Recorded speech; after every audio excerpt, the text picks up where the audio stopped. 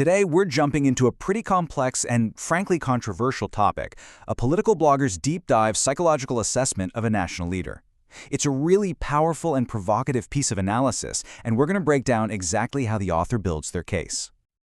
I mean, think about it. It's a huge question, right? And it's really at the heart of what we're looking at today. The mindset, the personality, the inner world of a leader can have massive consequences for millions of people. It can shape policy, it can influence public trust, and it can literally define an entire era. Okay, let's dive right in. And just to be super clear from the get-go, our goal here isn't to agree or disagree with this assessment, not at all. We're here to deconstruct it. We're going to look at the arguments, the evidence, and the conclusions the author draws just to understand their specific point of view. All right, let's cut right to the chase. The blogger doesn't ease into it. The assessment kicks off with a really startling diagnosis that basically frames the entire piece. Wow, a walking time bomb. That is an incredibly potent phrase, isn't it? This isn't just some casual critique. This is the central accusation, the foundation for everything that's about to follow. And the key term here is narcissism. But the source, well, it goes even a step further than that. See, the blogger specifically points to something known as malignant narcissism. And what's so important about this slide is it gives us the exact framework the author is using. These 4 traits, lack of empathy, remorselessness, self-entitlement, and blaming others, these are the pillars holding up the entire assessment. So, how does the author actually build this case? Well, in this next section, we're going to break down each of those 4 traits, one by one. We'll look at the specific claims and quotes the source uses to back up its diagnosis. So here's our roadmap for this part. You can see the blogger builds their case pretty methodically.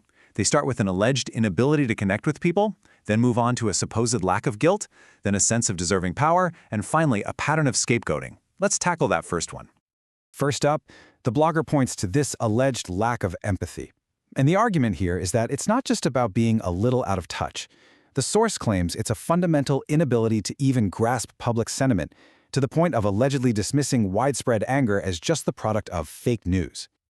Next is remorselessness. The key thing the blogger is trying to say here is that even when faced with incredibly serious accusations, like historical plunder, there's a perceived absence of any guilt or remorse. According to this assessment, this isn't some political strategy, it's a psychological trait. And this leads us to the third piece of the puzzle, according to the source, self-entitlement.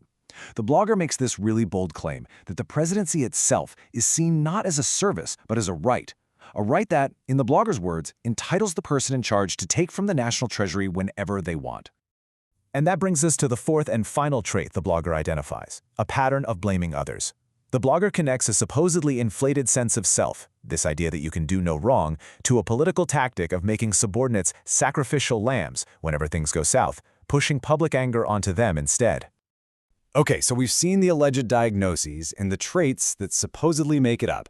But so what? How does the source claim this actually affects the country? In this next section, we're going to see how the blogger links this psychological profile directly to political decisions and public credibility. The blogger basically argues it's a two-pronged problem. On one hand, it allegedly shapes real, tangible political and financial decisions. And on the other, it just fundamentally damages the relationship between the leader and the public. So, let's look at political decisions first. The source claims these traits lead to a justification for corruption, a reliance on blaming officials, and when things get stressful, not rational governance, but, and I'm quoting here, erratic behavior and extreme panic. And here's a perfect example of how the blogger tries to connect the dots. They take this abstract idea of self-entitlement and link it to very concrete allegations, specifically of sweeping cash from government agencies to satisfy what the source calls a Herculean appetite for wealth. So that's one side of the coin. Now let's look at the other, public credibility. According to the source, these exact same traits create a massive trust deficit. The alleged disconnect means PR efforts fall flat, and the perceived lack of remorse just pushes the population further away. And this right here is the bottom line, according to the source. The blogger claims the end result of this whole psychological profile is a complete and total breakdown of credibility, an inability to beguile the Filipino people because, well, the trust is already gone. All right, this brings us to the final and frankly the most intense part of this whole assessment. Here the author stops diagnosing and moves into a stark historical warning and then wraps it all up with one powerful analogy. Now this is, without a doubt, the most extreme claim in the entire piece. The blogger draws a direct parallel between the president's alleged pathological narcissism and that of Adolf Hitler. It's really important to note, it's presented not as a comparison of ideology or actions, but specifically of psychological behavior. And to really hammer the entire point home, the source condenses its complex psychological argument into one single memorable story, an analogy that's meant to capture the very essence of the danger it perceives. Think about what this analogy is really saying. The crucial point isn't just that the driver is reckless, it's that they are completely disconnected from reality. They genuinely believe they're on the right path, that all the warning signs, the screams from the passengers, are just hallucinations, and after the inevitable crash, it's somebody else's fault. This is the final image the blogger wants to leave you with.